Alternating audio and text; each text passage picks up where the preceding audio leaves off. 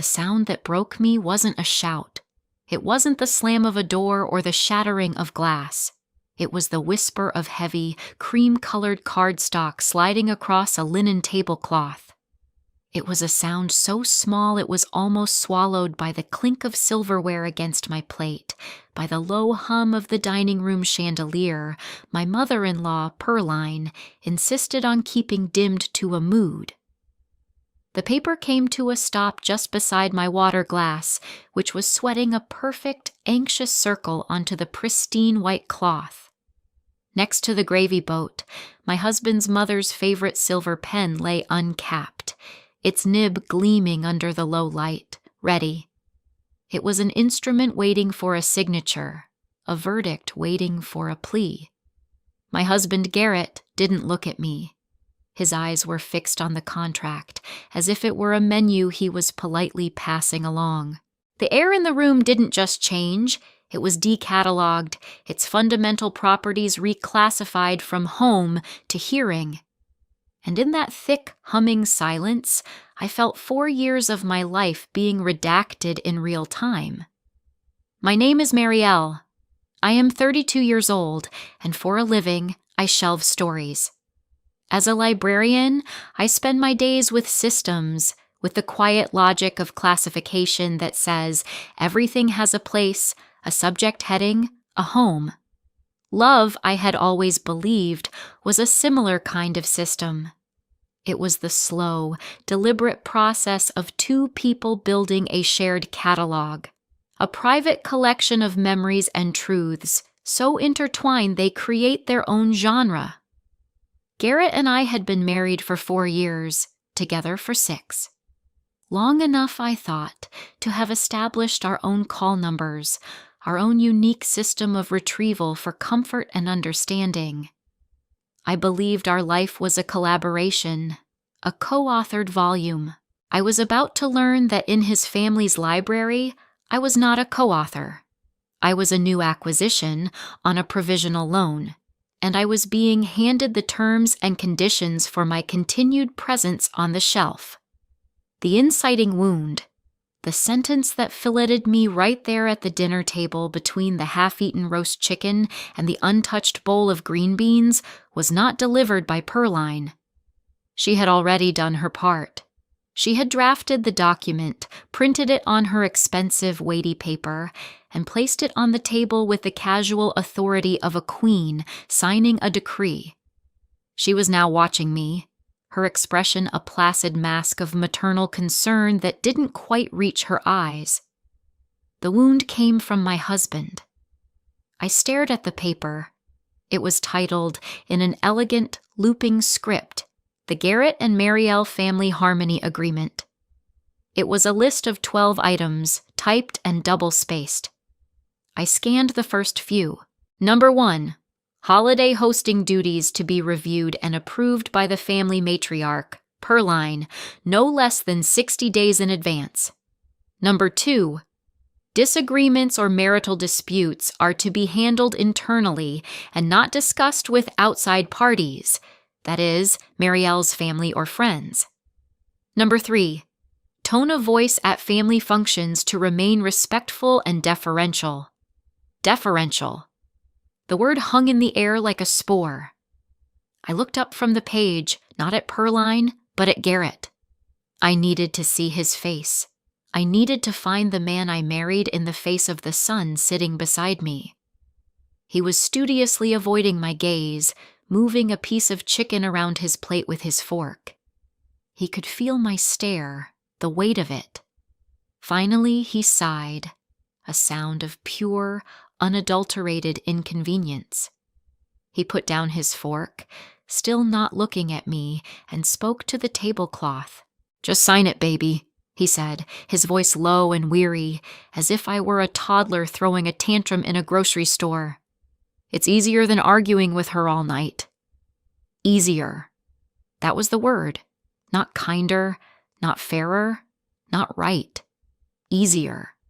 My dignity, my autonomy, my status as his wife and partner, all of it was being weighed against his desire to avoid a difficult conversation with his mother.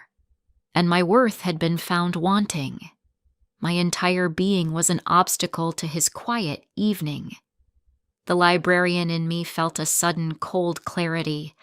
A book had been misplaced. A record had been corrupted. The entire system was compromised.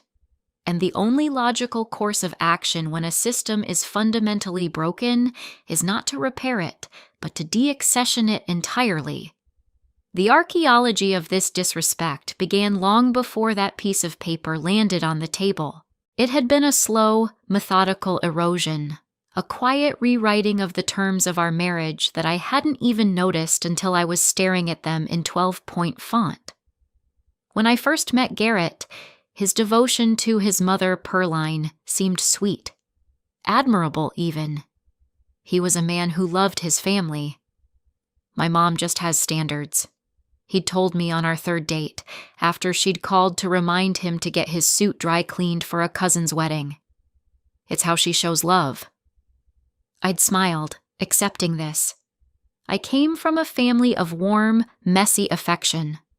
Standards seemed like a different language for love, but a valid one. I was a librarian. I believed in learning new languages. So I learned. I learned that Pearline standards meant that the first time I was invited to their home for Thanksgiving, my offer to bring a dish was met with a tight smile and a suggestion that I bring a bottle of wine instead. A good one, she'd added, as if I might otherwise show up with something from a box. I spent an hour in the wine shop, my phone in my hand, Googling pairings for turkey until my palms were sweating. I chose a well-reviewed Pinot Noir, presented it to her with a hopeful smile, and watched her place it on a back counter without a word, where it remained unopened all evening. Garrett squeezed my hand under the table. "She's just particular," he whispered. "Don't take it personally." I didn't. I tried harder. Christmas was approaching, and I was determined to contribute, to weave myself into the fabric of his family traditions. I asked Garrett what I could make. "Mom's sweet potato pie is legendary," he said, his eyes lighting up. "Maybe you could, I don't know, help her with it?" Helping Pearline was like trying to assist a surgeon during a delicate operation. She tolerated my presence in her kitchen, but not my input. I peeled, I mashed, I measured under her hawk-like gaze. That first year, I was little more than a prep cook. The pie was delicious, and when the compliments rolled in, she accepted them with a gracious nod. "It's an old family recipe," she'd said, not once acknowledging the woman who had spent 2 hours peeling and mashing beside her. The next year, I decided to be proactive. I called Pearline a month in advance. "I was hoping," I started, my voice bright, "that you might share your sweet potato pie recipe with me. I'd love to learn it by heart." There was a pause on the other end of the line. "It's quite complex, Marielle." "I'm a quick study," I'd promised. She eventually relented, dictating the ingredients and steps over the phone so quickly I had to beg her to slow down.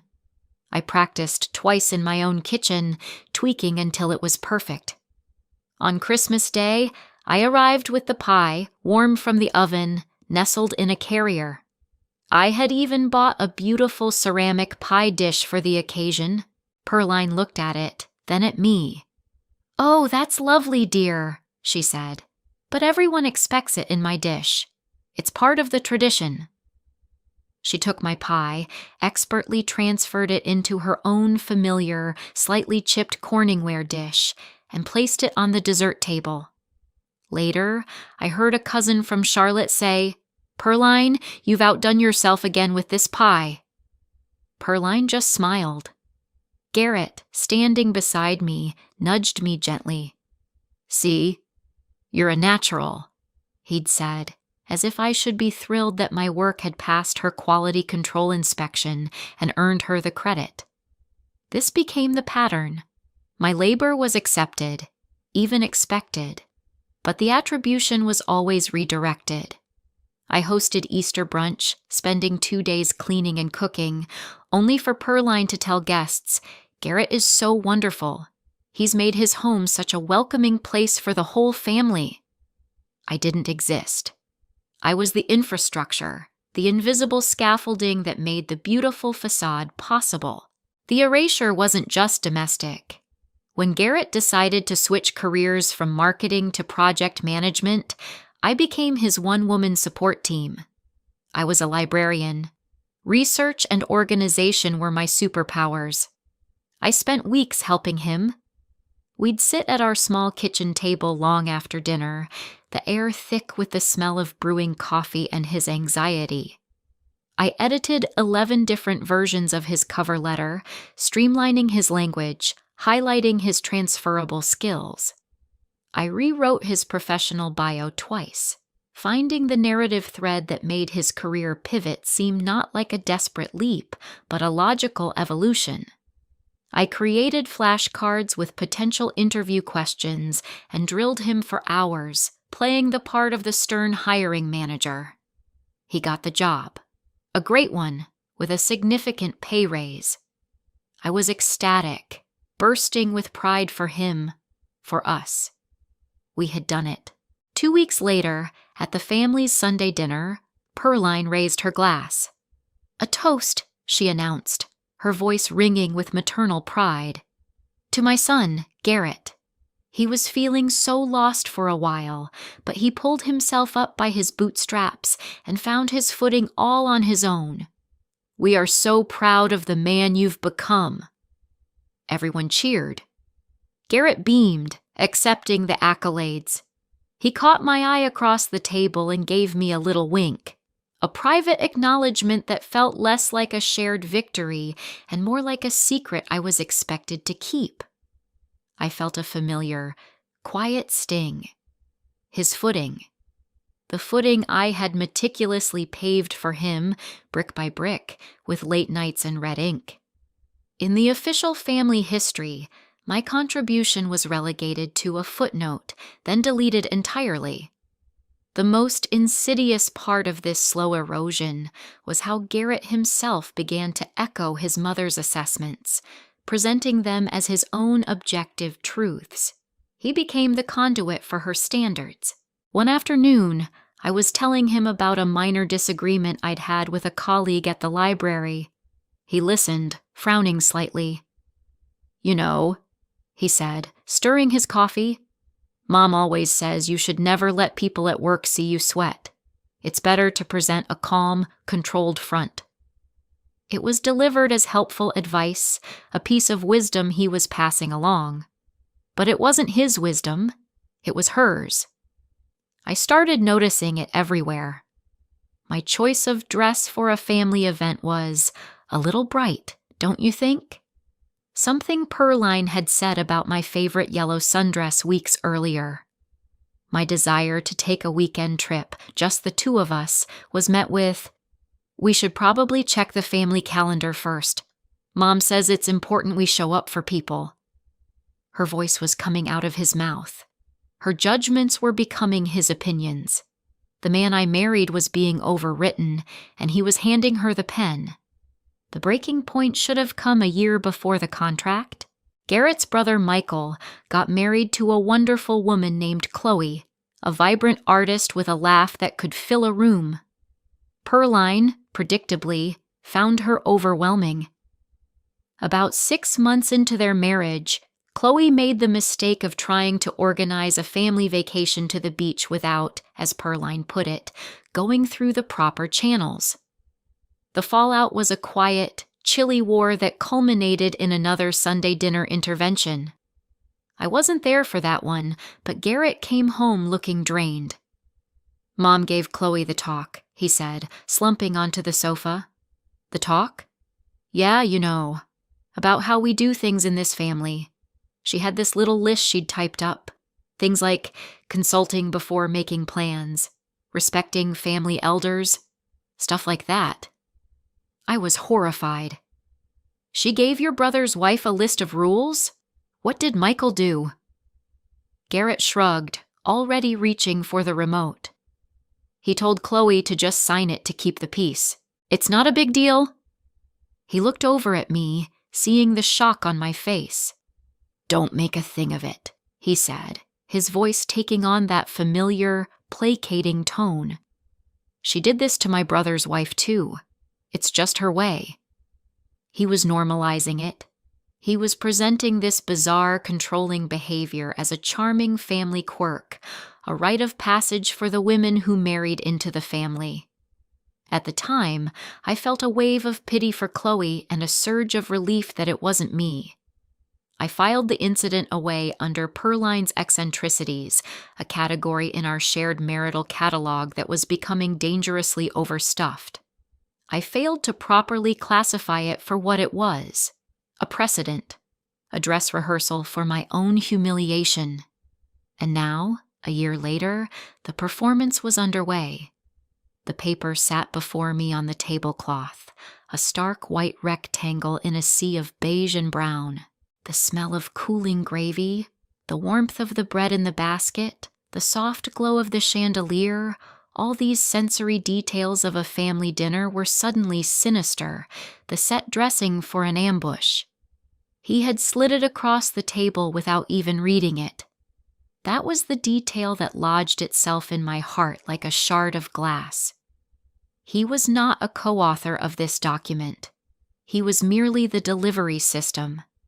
He had not wrestled with its contents, had not considered its impact on me, had not for 1 second stood in my shoes and imagined how it would feel to have my behavior codified and corrected like a misbehaving child. He had simply accepted his mother's judgment as absolute and his role as her enforcer. He had outsourced the moral calculus of our marriage. "You're embarrassing me," he hissed from the side of his mouth, his jaw tight. Pearline was watching, her face a mask of patient forbearance. "It's literally a piece of paper." Literally a piece of paper. Like a marriage license, like a deed to a house, like a novel that can change your life. He saw the object, not the meaning. He saw the paper, not the 1,000 tiny cuts it represented. The final deep incision into the body of our marriage. In that moment, something inside me went still. The frantic, buzzing panic that had risen in my chest collapsed into a strange, cold calm. It was the feeling a librarian gets when, after a long and frustrating search, she finally finds the definitive text on a subject. All the other sources, all the conflicting accounts and secondary materials fall away. There is only the primary source, the undeniable truth. And the truth was this: the man I married was gone. In his place was a son who would always choose his mother's comfort over his wife's dignity. The shared collection we were supposed to be building was, in fact, a subsidiary branch of the Pearline Library, and all acquisitions had to be approved by the head librarian. I had been deemed non-compliant with the collection development policy. I looked down at the contract. The Garrett and Marielle family harmony agreement.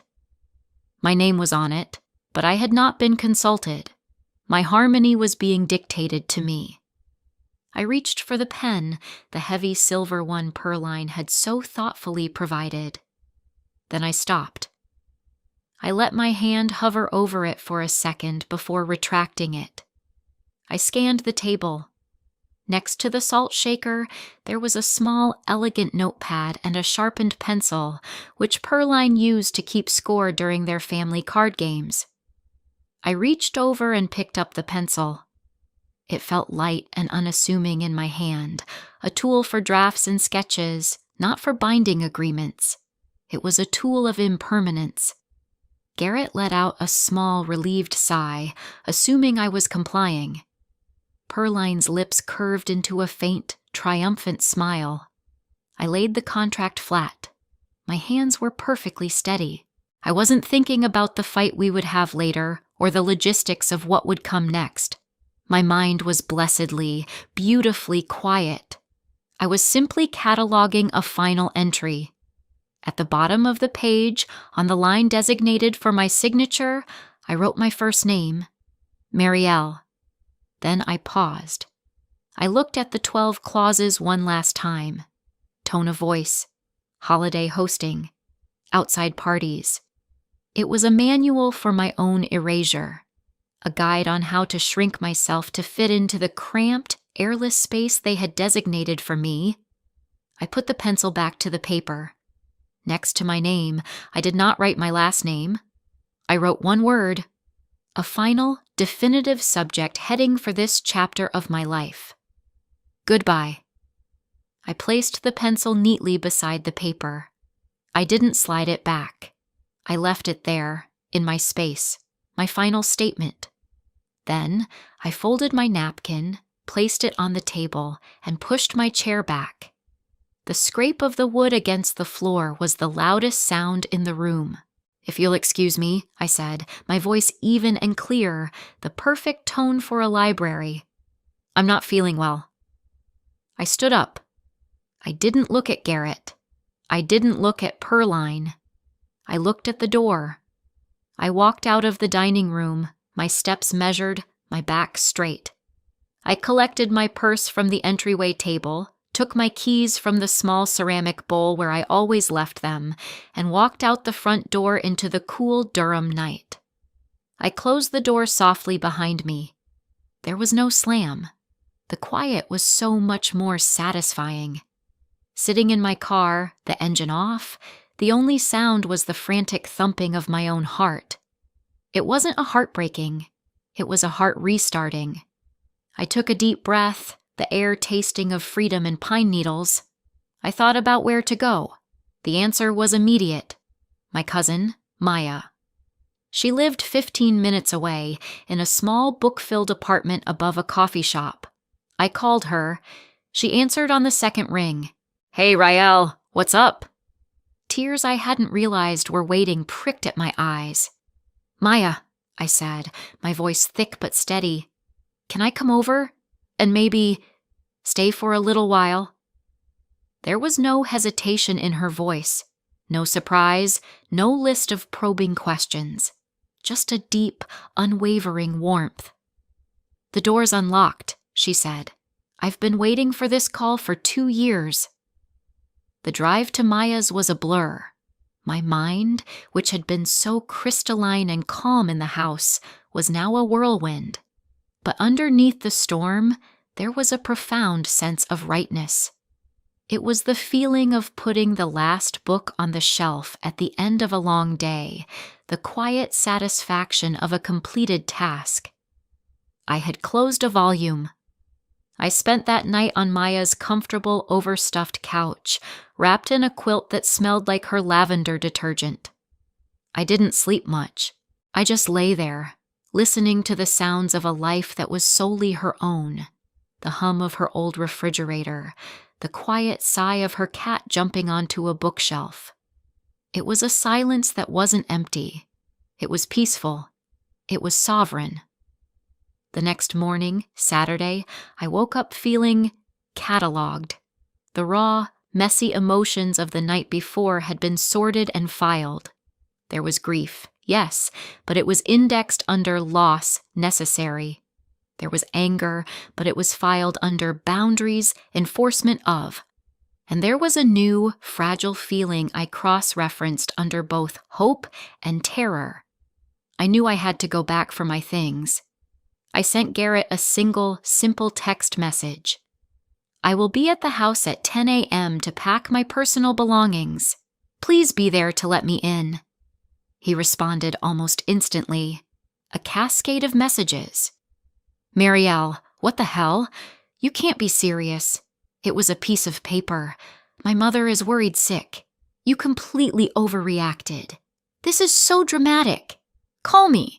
I read the messages and felt nothing. The words were like books written in a language I no longer spoke. I replied with the same message. 10 a.m. When I arrived, his car was in the driveway. He was waiting on the porch, his face a mixture of anger and confusion. He looked like he hadn't slept. "Are you really doing this?" he asked as I walked up the steps, carrying 2 empty boxes Maya had given me. Yes, I said, my voice quiet. He followed me inside, his presence a buzzing, anxious energy in the quiet house. You're throwing away 4 years of marriage over a stupid piece of paper. My mom was just trying to help. She does this with everyone. I didn't answer. I walked into our bedroom and opened the closet. My side looked so small now. I started taking my clothes off the hangers, folding them neatly, placing them in the boxes. My movements were methodical, efficient. I was deinstalling an exhibit. Garrett stood in the doorway, watching me, his voice escalating from pleading to accusatory. This is about you, isn't it? You've always had a problem with my mother. You never even tried to fit in. I paused, a stack of sweaters in my hands. The sheer, breathtaking injustice of that statement almost made me laugh. 4 Christmases, 11 cover letters, countless hours of my life spent learning the precise orbital mechanics of his family, all in an effort to avoid a collision. And he said I never tried. You're right, I said, turning to face him. I agreed with his insult, and my agreement was more devastating than any argument. I never fit. I'm not meant to. His face crumpled. This wasn't the reaction he wanted. He wanted a fight. He wanted tears, recriminations, something he could engage with, something he could manage. He didn't know what to do with my calm. My composure was a language he couldn't decipher. I continued packing, my books from the nightstand, the photos of my family from the dresser, my favorite mug from the kitchen. With each item I placed in a box, I felt lighter. I was reclaiming myself, piece by piece. The house, our shared space, began to feel less like a home and more like an archive I was visiting, a collection of artifacts from a life that was no longer mine. His life would be harder now. Not because I had sabotaged it, but because the invisible infrastructure that had been holding it up had just been quietly dismantled and packed into a cardboard box. When I had everything I could carry, I sealed the last box with packing tape. The sound ripped through the silent house. Garrett was sitting on the edge of the bed, his head in his hands. "Marielle, please," he whispered. "Don't do this. We can fix it. I'll talk to her." The offer had arrived too late. It was a book returned to the library weeks after its due date, its value diminished, its relevance expired. "When were you going to talk to her, Garrett?" I asked, my voice genuinely curious, not accusatory. It was a question, a request for information. "Last night, when you had the choice. Or now, when you're facing a consequence." He didn't have an answer. His silence was the answer. I picked up the first 2 boxes. "I'll come back for the rest with my cousin tomorrow," I said. As I walked toward the door, he said my name. I stopped but didn't turn around. "It was a joke," he said, his voice cracking. "My mother does this with everyone. You knew that." There it was, the final attempt to reframe reality, to classify my pain as my misinterpretation. It was the foundational text of his family's belief system. If the abuse is consistent, it's not abuse, it's tradition. I turned to look at him then, my husband, the man whose outsourced standards had finally cost him everything. He looked small. "I didn't leave because of what your mother does to everyone," I said, my voice as soft as pencil on paper. "I left because of what you let her do to me."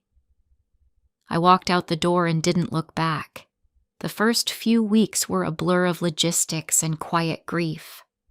Maya was a rock, a steady, non-judgmental presence who let me cry when I needed to and made me laugh when I didn't know I could. She helped me find a small 1-bedroom apartment in a quiet neighborhood on the other side of Durham. It was on the top floor of an old house, with slanted ceilings and a big window in the living room that looked out into the branches of a massive oak tree. The day I moved in, after the boxes were all inside and Maya had left me with a hug and a pizza, I stood in the middle of the empty living room and felt the silence. It was a different kind of silence than the one at Maya's. This one was mine. It was a blank page. Garrett tried, in his way. He cycled through the predictable stages. First came the anger and accusations, voicemails where he called me manipulative and impulsive. Then came the recruiting of allies. Pearline left a message, her voice dripping with wounded magnanimity. "Marielle, dear," it began. "I don't know what Garrett said to upset you, but this has gone on long enough. You're tearing this family apart over a silly misunderstanding." I deleted it without listening to the rest. Then came the negotiation. He sent long, rambling texts promising things would be different. He would set boundaries with his mother. He would put me first. He would do whatever it took. But his promises felt like overdue book notices, a response to a penalty, not a genuine desire to engage with the material. The final stage was raw vulnerability. He showed up at my new apartment one evening, unannounced. I saw him through the peephole, standing on my doorstep looking lost and rumpled. I almost didn't open the door, but some part of me, the part that archives and documents, needed to see the final chapter. I opened it. He looked shocked to see me, as if he hadn't truly believed I was gone until he saw me standing in a doorway that wasn't his. "It was just a joke," he said, repeating the line that had become his mantra. "You took it so seriously. It's just how she is. She isn't the person I married, Garrett." I kept my voice even. "What does that even mean?" he asked, his voice rising in frustration. "You knew who my family was when you married me." "No," I corrected him, the words sharp and precise. "I knew who you were, or who I thought you were. I thought I married a partner, not a representative." He deflated, the anger draining out of him, leaving a hollowed-out sadness in its place. "I miss you," he said, and it was the first honest thing he'd said in weeks. "The house is quiet." "I know," I said, and for the first time, I felt a pang of something like compassion for him. He wasn't a villain. He was just a man who had never learned to be the author of his own life. He was a comfortable parasite, as my grandmother would say, and his host had finally left. "I didn't leave you, Garrett," I said softly. "I was deaccessioned. Your mother pulled my card from the catalog, and you didn't even notice I was gone until the shelf was empty." He stared at me, my librarian metaphors flying right over his head. He just heard the finality. He eventually left, and I knew I wouldn't see him again for a long time. My vindication wasn't loud. It wasn't a triumphant victory. It was quiet, and it accumulated slowly, like dust motes dancing in a sunbeam. It was the day I bought a ridiculous, oversized plush armchair in a shade of deep teal and placed it right in front of my big window. It was my chair. No one else had an opinion on it. It was the pleasure of reading for hours on a Sunday afternoon, with no one to interrupt me to ask where his keys were or to remind me that we were expected at his parents' house for dinner. I was no longer on call. I could read a whole chapter, a whole book, without having my margins edited by someone else's needs. I started a book club at my library branch for women in their 30s. We read messy, complicated books about messy, complicated women. We talked about their choices, their mistakes, their triumphs. In that circle of stories, I found a new kind of family, one that didn't come with a contract. About 6 months after I left, I saw him. I was in the grocery store, in the coffee aisle, trying to decide between two kinds of dark roast. I looked up and he was there, at the other end of the aisle, staring at the wall of cereal boxes with a lost look on his face. He looked ordinary, not like a monster, not like the great love of my life, just a man who didn't know which cereal to buy. The immense, towering edifice of his importance in my life had crumbled, leaving behind this simple, unremarkable person. He saw me and his face froze. He walked over, his shopping cart rattling in front of him. "Marielle," he said. "Hi. Hi, Garrett." We stood there for a moment in the fluorescent hum of the grocery store. "You look good," he said. "I am good," I replied, and the truth of it settled warmly in my chest. He gestured vaguely with his hand. I hear you're doing well. My cousin saw you out with friends." "I am," I said again. There was another awkward silence. He looked like he wanted to say more, to launch into one of his long, circular arguments, to try one last time to pull me back into the old text. But he seemed to realize it was no use. The book was closed. "Well," he said finally, "good to see you." "You too, Garrett." I picked up my coffee, put it in my basket, and walked away. I didn't look back. I had finished the book. There was no need to reread the epilogue. In the quiet of my own apartment, in the deep, welcoming hug of my teal armchair, I have come to understand something about love. I used to think of it as a library, a place of order and shared knowledge. But I was wrong. A library has a head librarian. It has rules. It has a collection policy. Love is not a library. It is a bookstore. A sprawling, chaotic, independent bookstore where new volumes are always coming in and there is no central catalog. You can be a slim book of poetry, a dense historical epic, a trashy romance novel, or a technical manual. You are not required to fit into a specific genre. You are not judged for the condition of your spine or the dog ears on your pages. In a bookstore, you are not acquired. You are chosen. And your partner is not a librarian, tasked with shelving you according to a pre-existing system. They are just another reader, wandering the aisles, who sees you on the shelf and thinks, "That one. I have to know what's inside that one." They don't hand you a contract on how to behave. They just feel lucky to have a copy. The silence in my apartment isn't empty. It is the sound of the page turning. If you enjoyed this story, please like, comment, and share this video with your friends. Subscribe and turn on the notification bell so you never miss a powerful story drop.